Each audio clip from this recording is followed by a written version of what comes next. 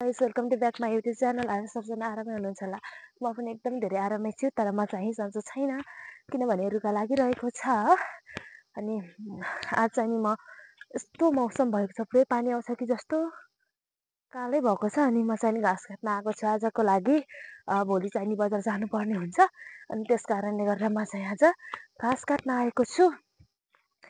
अनि आज फेरि हाम्रो गाउँमा मान्छे बित्नुभएको 11 दिन पुग्यो नि त। अनि आज फेरि हाम्रो मम्मीहरू बोटुकहरू पोल्नको लागि, भोलि चुहिनीको लागि बोटुकहरू पोल्न जानुभएको छ। अनि त्यस कारणले गर्दाखेरि अनि मैले घाँस काट्नुपर्ने हुन्छ आजको लागि चाहिँ नि।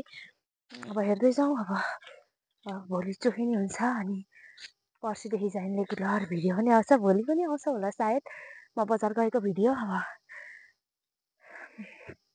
पुरै यस्तो मौसमले च्यालेन्ज गरिरहेको छ साथीहरू। अनि एउटा कुरा भन्छु म तपाईँहरूलाई, मलाई चाहिँ नि मेरो छिमेकीले विदेशबाट आएको 2 महिना भइसक्यो। अनि त्यहाँबाट चक्लेट दिएको चाहिँ म तपाईँहरूलाई देखाउँछु। आज दिएको थियो के, ल लगभग हाम्रो दसैँमा आएको मान्छेले, दसैँभन्दा धेरै अगाडि आएको मान्छेले तिहार पछाडि आज 9-10 गते दिएको छ के। यहाँ हेर्नु है चक्लेट, त्यो पनि अन्टिलबाट दिनुहुन्थेन, अङ्कलले दिनुभएको छ। किनभने हामी छिमेकीमा अलि रिसिरी बढी गर्नुहुन्छ नि त, अनि त्यही भएर चाहिँ अनि हामीलाई रिसिरी गरेको मन पर्दैन। अनि म चाहिँ प्याटपुट भनिदिइहाल्छु।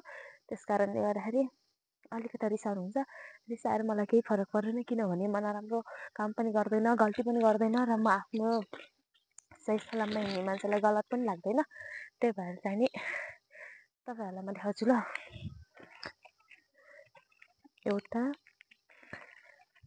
दुईवटा, तीनवटा, चारवटा, अनि यो पनि 2टा दिनुभएको छ। अनि ठिकै छ, अब जे दिनुभयो पनि अङ्कलले दिनुभयो, यसैमा खुसी छु। तर म चाहिँ नि नदिँदा पनि खुसी थिएन। मलाई अब उहाँको 2वटा श्रीमती हो नि त, अनि जेठीलाई दिनुभएको रहेछ, अनि उहाँले मलाई दिनु भइसकेको थियो।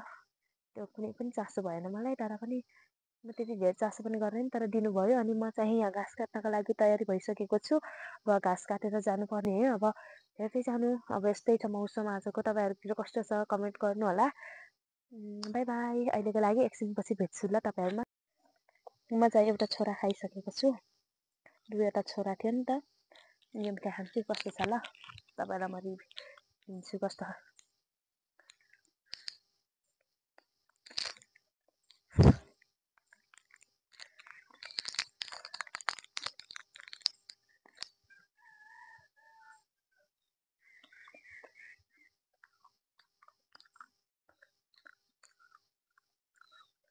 कता मिठो रहेछ यो त नि,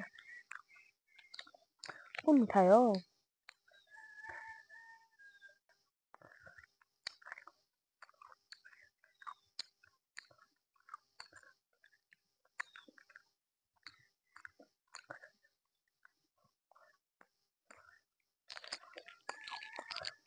म यो ट्राई गर्छु ल।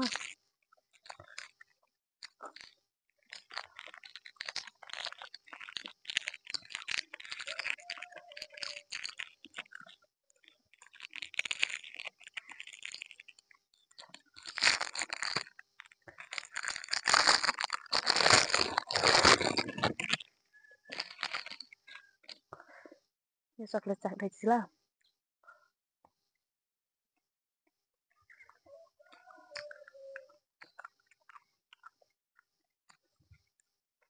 कता मिठो रहेछ।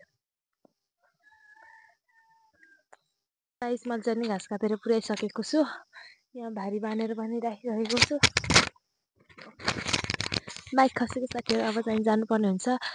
मौसम हेर्नु यस्तो छ भने पुरै रुममा भइसकेको छ। अब म चाहिँ घर जानुपर्ने हुन्छ। अनि घर के गर्छु, घर जानु बित्तिकै जुस खानुपर्ने हुन्छ। कस्तो हुन्छ जस्तो हुन्छ जस्तै सुझाव सल्लाह अनि प्रतिक्रिया। सो गाइस म चाहिँ आइसकेको छु। अब म लिची जुस खानुपर्ने हुन्छ।